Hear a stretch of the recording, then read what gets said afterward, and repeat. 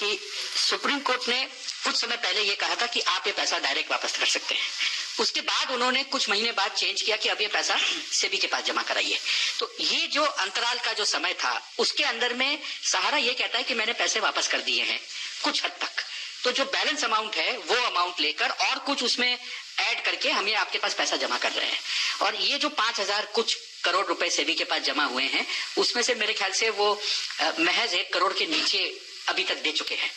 मान लीजिए खुदा न खास्ता ये सब पैसा डिपॉजिटर का नहीं है।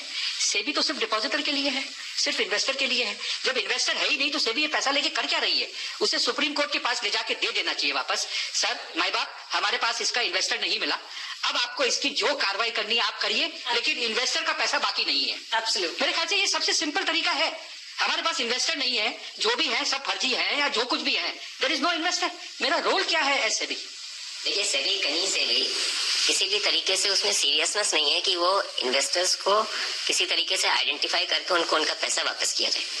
देखिए, जहां तक सहारा का सवाल है, सहारा ने हर संभव कोशिश करी, हर तरीके से हर प्रयत्न जत्न किया, उनको चिट्ठी लिखी और कहा कि साहब हेलो गाइस, जैसा कि आप लोग रिकॉर्डिंग्स देख सकते हैं, सुन सकते हैं, आप भी देखें मेरे वीडियो में दोस्तों। फर्स्ट स्टार्टिंग में आप लोग एक रिकॉर्डिंग सुने हैं वीडियो में, क्लिप है दोस्तों 2012-14 का रिकॉर्डिंग है दोस्तों। ऐसे में दोस्तों मैं आप लोगों को बता देता हूँ, जितने सारे निवेशक हैं सबको सहारा का था कि मैं पैसा दे दिया हूँ, लेकिन यहाँ पर किसी को पेमेंट नहीं मिला है दोस्तों। यहाँ पर सेबी को पेमेंट लेने की क्या ज़रूरत थी? जो सेबी पेमेंट लेकर 5,000 करोड़ बैठी है, ना ही लोगों को पेमेंट कर रही है। ऐसे में दोस्तों मैं आप लोगों को बता देता हूँ, जितने सारे निवेशक हैं सबका पेमेंट दोस्तों होल्ड पर रखा गया है। ऐसे में दोस्तों मैं आप लोगों को बता दूँ, जिन लोगों का पेमेंट अभी तक होल्ड पे है उन लोगों के लिए एक बहुत बड़ी अपडेट मैं ये बताने वाला हूँ कि उन लोगों का पेमेंट बहुत जल्द रिलीज किया जाएगा। क्योंकि दोस्तों यहाँ पर दोस्तों जो सेबी के पास 5,000 करोड़ है उनसे नहीं हो पा रहा कि लोगों का जो पेमेंट है उसको लौटाने के लिए अगर उनके पास